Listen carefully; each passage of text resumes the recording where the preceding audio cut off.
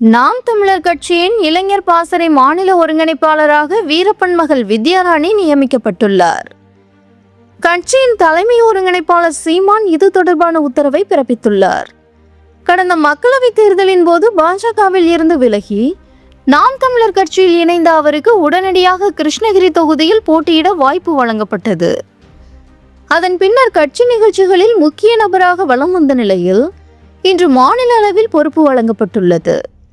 இதனிடையே சமீப நாட்களாக கட்சியில் இருந்த பல முக்கிய நிர்வாகிகள் மற்றும் உறுப்பினர்கள் கட்சியின் தலைமை ஒருங்கிணைப்பாளர் சீமான் மீது பல குற்றச்சாட்டுகளை முன்வைத்து கட்சியில் இருந்து விலகி வரும் நிலையில் வித்யாராணிக்கு மாநில அளவில் பொறுப்பு வழங்கியது இந்த கவனத்தை ஈர்த்துள்ளது.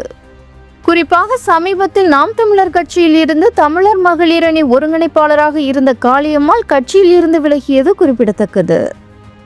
முன்னதாக காளியம்மாள் இருந்த பதவியில் இப்பொழுது நீலகிரி மாவட்டத்தைச் சேர்ந்த வெனிட்டா மேரி என்பவருக்கு மகளிர் பாசறையின் மாநில ஒருங்கிணைப்பாளர்களில் ஒருவராக நியமிக்கப்பட்டுள்ளார்.